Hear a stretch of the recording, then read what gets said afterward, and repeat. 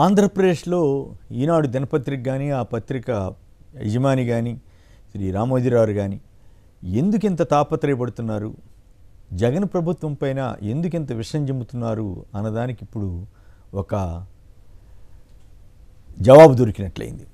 సుప్రీంకోర్టులో నిన్న వచ్చినటువంటి తీర్పు ఖచ్చితంగా అది రామోజీరావు గారికి పెద్ద షాక్ అనే చెప్పాలి. అందుకే వారు ఈరోజు ఆ పత్రికలో వార్త కూడా వేయలేదు.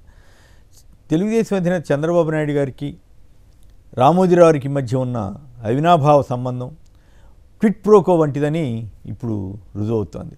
చంద్రబాబు ఆయన అధికారంలో రాకపోతే తనకి కష్టాలు ఉంటాయి, జగన్ ప్రభుత్వం వాస్తవాలతోటి తెలంగాణ హైకోర్టులో ఆధారాలతో సహా పెడితే తనకి ఇబ్బందులు వస్తాయని చెప్పే ఇప్పుడు గత 4 ఏళ్లుగా చేస్తున్న ప్రయత్నం ఇప్పుడు మరీ శృతిమించి రాగానే పడినట్లుగా అసలు పైత్యం ప్రకోపించిందంటారు కదా, ఆ స్థాయిలో విజృంభించి మరీ విషపూరిత కథనాలని ఇస్తున్నారు. నిన్న సుప్రీంకోర్టు ఏం చెప్పింది స్పష్టంగా, మార్గదర్శి డిపాజిట్లకు సంబంధించి జరిగినటువంటి కేసులో తెలంగాణ హైకోర్టు మళ్ళీ ఒకసారి దాన్ని మొత్తం విచారణ జరిపి 4 పార్టీల వాదనలు విని చేయాలి అని చెప్పింది. మరి అప్పుడు 2018 ఆఖరిలో అనుకుంటా కదా ఏపీకి హైకోర్టు వెళ్ళిపోతున్న తరుణంలో విభజన నేపథ్యంలో అక్కడ ఎవరికీ తెలియకుండా తీర్పు ఎట్లా వచ్చిందో, ఆ తీర్పులు కాపీ కూడా అసలు పిటిషన్ పెట్టిన ఉండవల్లి అరుణ్ కుమార్ గారికి ఎట్లా అసలు తెలియకుండా ఆయన వాదన వినకుండా ఎట్లా ముగించేశారో చాలా ఆశ్చర్యం అనిపిస్తుంది. అంటే న్యాయ వ్యవస్థ ఇట్లా కూడా వ్యవహరిస్తుందా అనేటువంటి అభిప్రాయం ఆ రోజున వచ్చింది. కానీ న్యాయ వ్యవస్థలో కూడా న్యాయం జరుగుతుంది, అన్ని సందర్భాల్లోనూ అలాగే ఉండవు అని నిన్న సుప్రీంకోర్టు రుజువు చేసింది. నిజానికి సుప్రీంకోర్టు వారే నిన్న తేల్చేసి ఉండొచ్చు, 45S కింద డిపాజిట్లు వసూలు చేయటం అక్రమమని రిజర్వ్ బ్యాంక్ చెప్పిన తర్వాత ఇది విరుద్ధం కాబట్టి సంబంధిత అధికారులు చర్య తీసుకోవచ్చు అని చెప్పి ఉండొచ్చు. కానీ వాళ్ళు ఇంకా బ్యాలెన్స్ మెయింటైన్ చేస్తూ ఇంకా సరే వీళ్ళు పే చేసామంటున్నారు, వీళ్ళు చట్టం ఉందంటున్నారు, ఈ మొత్తం వ్యవహారాన్ని చూడండి అని చెప్పి మళ్ళీ ఒకసారి విచారించండి అని కేసు మెరిట్స్లోకి వారు వెళ్లకుండా ఈ హైకోర్టు తెలంగాణ హైకోర్టులో గౌరవ జడ్జి గారు ఇచ్చినటువంటి తీర్పుని చల్లదని ప్రకటిస్తూ బహుశా ఈ రకంగా కొత్తగా ఆదేశాలు ఇచ్చింది. సో దీంతో ఏమైంది, వాళ్ళకి కంగారు పుట్టుకుంది. ఈ వార్త ప్రజల్లోకి వెళితే చాలా నష్టం జరుగుద్ది, డ్యామేజ్ జరుగుద్ది అనుకుని వాళ్ళ లాయరు సిద్ధార్థ లుద్రా గారంట, ఆయన అసలు ఈ వార్తే రాకుండా చూడాలని జడ్జీలను కోరటం, జడ్జీలు ఇది ఎట్లా సాధ్యం, ఇదేం కోరిక అన్నట్లుగా వాళ్ళు తిరస్కరించడం.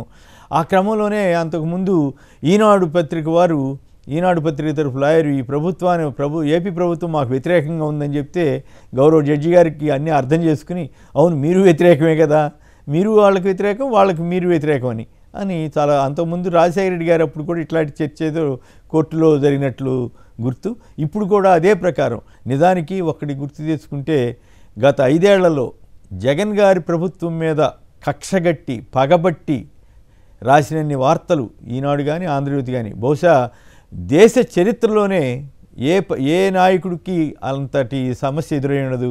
అన్ని అబద్ధాలు, ఒకవైపు ఏమో తెలుగుదేశం పార్టీ వారు న్యాయ వ్యవస్థను అడ్డం పెట్టుకుని రకరకాల కేసులు వేయటం, ఇంకోవైపు ఏమో వీళ్ళ ఆ వ్యవస్థలో వాటికి సంబంధించి వచ్చే కామెంట్లు అవి ఇవి వీళ్ళ సొంత కథనాలు ఇవన్నీ రాసి నానా అరాచకంగా ప్రవర్తించినటువంటి ఈనాడు పత్రిక ఈనాడు మీడియా ఈరోజు ఏం చెబుతోంది, ప్రభుత్వం తమకు వ్యతిరేకం అంట. ప్రభుత్వానికి వ్యతిరేకంగా వ్యవహరించిందే మీరు ఈనాడు కానీ ఆంధ్రజ్యోతి కానీ. ప్రభుత్వాన్ని బదనాం చేసి తమ అనుకూలమైన వాళ్ళని తమకు దగ్గరగా కూర్చునే వాళ్ళని తమ ఎదురుగా కూర్చుని తమ చెప్పినట్లు వినేవాళ్ళని పెట్టుకోవాలని ప్రయత్నం చేసిందే మీరు. అది వదిలేసి ఇప్పుడు జగన్ గారి ప్రభుత్వం మీద వాళ్ళు కనిపెట్టి మొత్తం అక్రమాలని బయటికి తీశారనే దుగ్ధతోటే కదా ఇప్పుడు ఆ కేసుని ఎట్లాగొట్లా లేకుండా చేసుకోవాలంటే అక్కడ ఏపీలో జగన్ ప్రభుత్వం రాకూడదు, ఇక్కడ తెలంగాణలో కాంగ్రెస్ ప్రభుత్వం ఉంది కాబట్టి కాంగ్రెస్కి ఎప్పుడో వీళ్ళు బాకాలుతున్నారు కాబట్టి వాళ్ళు కూడా వీళ్ళ జోలికి రాకుండా చూసి చూడనట్లే పోతారు. రేవంత్ రెడ్డి గారు కూడా మనం మొన్న కలవటం ఇవన్నీ చూసాం కదా. సో ఒకప్పుడు యాంటీ కాంగ్రెస్ అన్న పత్రిక ఇప్పుడు కాంగ్రెస్ నాయకులతోటి ప్రాపకం కోసం ప్రయత్నించింది, సఫలమవుతుంది కూడా. ఆ ప్రాపకాన్ని సంపాదించినట్లే అనుకోవాలి. కానీ అక్కడ జగన్ అంత తొందరగా లొంగే మనిషి కాదు, ఆ లొంగని మనిషి కాబట్టి ఏదో రకంగా ఆయన్ని బదనాం చేయాలి. ఆయన్ని నిజానికి జగన్ గారితోటి మర్యాదగా వ్యవహరించి ఉండొచ్చు, కానీ అసలు కనీస మర్యాద కూడా లేకుండా వ్యవహరించిన కారణం ఏంటంటే చంద్రబాబు గారు అన్న ఆయన అక్కడ అధికారంలోకి వస్తే మళ్ళీ తమ ఆటలు సాగుతాయి, తమ యథేచ్ఛగా తమ వ్యాపారాలు తమ అక్రమాలు సాగించవచ్చు అనేటువంటి ఒక దుర్బుద్ధితోటే జగన్ ప్రభుత్వం మీద 5 ఏళ్ల పాటు తెగరాసి ఇప్పుడు మాకు ప్రభుత్వం వ్యతిరేకమని అబద్ధాలు కళ్ళబొల్లి మాటలు చెబుతానికి కూడా సాహసిస్తున్నారు. ఖచ్చితంగా మార్గదర్శి అక్రమాల మీద నిజాయితీ ఉంటే రామోజీరావు గారు తన సంపాదకీయంలో రోజు జగన్ గారి మీద ఏదో ఒకటి రాస్తున్నారు కదా, అయ్యా నేను ఇది చేశాను, ఈ రకంగా జరిగింది, ఈ పొరపాటు జరిగింది, లేదా ఈ పొరపాటు జరగలేదు, ఇది కథ, ఈ ఉండవల్లి కుమార్ గారు ఎట్లా వాదన తీసుకొచ్చారు, ఆ వాదనలో హేతుబద్ధత ఉందా లేదా, వీటి మీద రాయమనండి సంపాదకీయం. అది రాయరు. అది రాయకుండా ఎంతసేపు బురజల్లుడు కార్యక్రమం ఇంత అరాచకంగా రాస్తున్నారు. ఉదాహరణ చూడండి, వాలంటీర్ల మీద ఎంత విషం చిమ్మారు చంద్రబాబు గారు కానీ రామోజీరావు కానీ. ఇవాళ అదే చంద్రబాబు గారు నేను వాలంటీర్ల వ్యవస్థ కొనసాగిస్తా 10,000 ఇస్తానని చెప్తే దాన్ని కూడా ఎట్లా ఫస్ట్ పేలో ప్రముఖంగా వేస్తారు అంటే వాలంటీర్లని జనాన్ని మోసం చేయటమే కదా.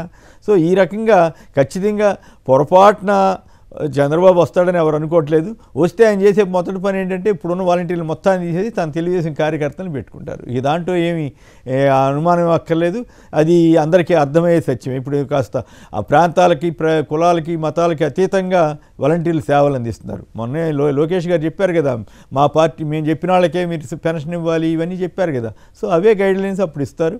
సో ఈ ఆంధ్రప్రదేశ్ ప్రజలకు కూడా తీవ్రమైన నష్టం జరుగుతుంది. ఇక్కడ చంద్రబాబు గారికి రామోజీరావుకి ఉన్న కిడ్ ప్రో నిన్న సుప్రీంకోర్టు తీర్పుతో బట్టపైలేనట్లుగా మనకి విశ్లేషించుకోవచ్చు.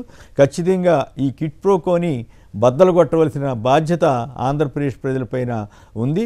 రామోజీరావు గారు ఈ రకంగా కిడ్ ప్రోకోకి పాల్పడి ఇంత అరాచకంగా జగన్ గారి ప్రభుత్వం మీద వార్తలు రాయటాన్ని ఇప్పుడు అర్థం చేసుకోవాలి. ఈ రకంగా అర్థం చేసుకోవచ్చు. ఖచ్చితంగా ఆయన విషపూరితంగా కేవలం తన స్వార్థ వ్యాపార రాజకీయ ప్రయోజనాల కోసమే రామోజీరావు గారు ఇలా చేస్తున్నారన్నది మరోసారి స్పష్టమైంది. పనిలో పని నిన్న చంద్రబాబు గారు ఎన్టీవీని టీవీ9 కూడా తిడుతున్నారు. ఒక పక్కేం వాళ్ళని నిషేధించామంటున్నారు, మళ్ళీ వాళ్ళంతా వ్యతిరేకంగా రాయాలంట జగన్ గారి ప్రభుత్వానికి వ్యతిరేకంగా. ఇది ఎక్కడ కూడా అండి అంటే ఈటీవీ, ఈనాడు, ఆంధ్రజ్యోతి, ఏబిఎన్ ఇవన్నీ టీవీ5 ఇవన్నీ భజన చేస్తున్నాయి కూడా అందరూ భజన చేయాలంట. ధర్మంగా రాయండి అని చెప్తే పర్వాలా, అంతేగాని భజన చేయమని డైరెక్ట్గా అడుగుతున్నాడు ఆయన. అదో విచిత్రంగా ఉంది. సో ఏదేమైనా ఒకటి మాత్రం వాస్తవం, ఈ క్విట్ ప్రోకో వ్యవహారాలను ఆంధ్రప్రదేశ్ ప్రజలు ఇప్పటికే పూర్తిగా అర్థం చేసుకుని రామోజీరావు గారు ఎందుకు విషపూరితంగా జగన్ గారి ప్రభుత్వం మీద రాస్తున్నారన్నది అర్థం చేసుకున్నారు. కాబట్టి ఖచ్చితంగా సరైన సమయంలో రేపు ఎన్నికల రోజున సరైన తీర్పు ఇస్తారని ఆశించవచ్చు.